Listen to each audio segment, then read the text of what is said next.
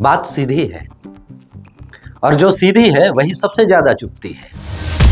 नमस्कार, मैं नर्मदा हूं और आप देख रहे हैं छत्तीसगढ़ न्यूज रूम 24। अब सीधा सच। जांजगीर का बलौदा नगर, जरा गौर से देखिए इन तस्वीरों को। यह सड़क नहीं है, यह उस खोखले तंत्र का नग्न चरित्र है जो एसी कमरों में बैठकर विकास के झूठे आंकड़े गढ़ता है।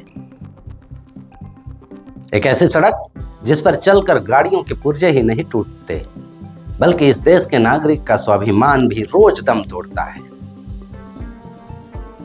लेकिन जब अफसरशाही गहरी नींद में सो जाए और जनप्रतिनिधि अपनी आंखें मूंद लें, तो जनता क्या करे? बलौदा के लोगों ने चंदा किया, अपनी गाढ़ी कमाई से पाई पाई जोड़ी और खुद ही गिट्टी मसाला लेकर सड़क पर उतर आए।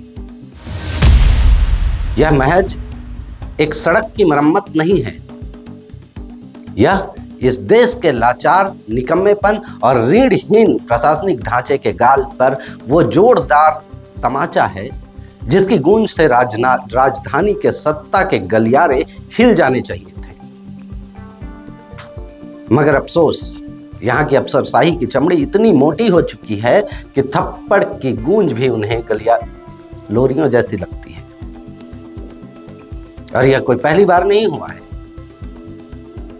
साल भर पहले भी जब निस्तारी तालाब, जिसे बलौदा के लोग नैया तालाब के नाम से जानते हैं, उसकी सांसें अटक गई थी, तब भी अफसरों की गाड़ियां एसी की ठंडक में खड़ी रहीं और बलौदा की जनता चंदे की टोकरी लेकर सड़कों पर भटकती रही। तालाब जनता साफ करे, सड़कें जनता बनाए, गटर की सफाई जनता करे, तो फिर सवाल सीधा है, यह अफसरशाही किस बात की तनख्वाह ले रही है?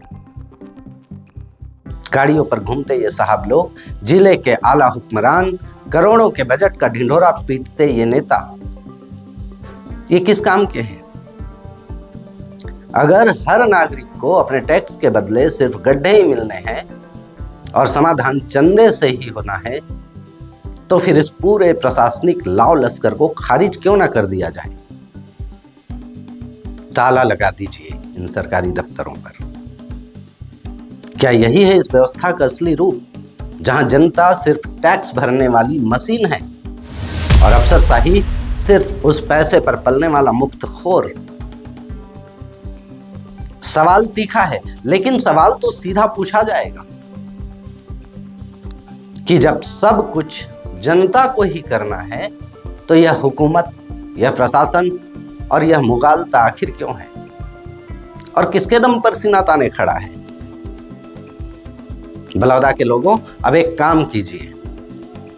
सड़क और तालाब की मरम्मत तो आप चंदा करके कर ही रहे हैं, अब लगे हाथ नगर पंचायत के बाहर एक बोर्ड भी लगा दीजिए जिस पर लिखा हो, प्रशासन का दिवाला निकल चुका है, कृपया यहाँ के अधिकारियों से काम की उम्मीद न रखें।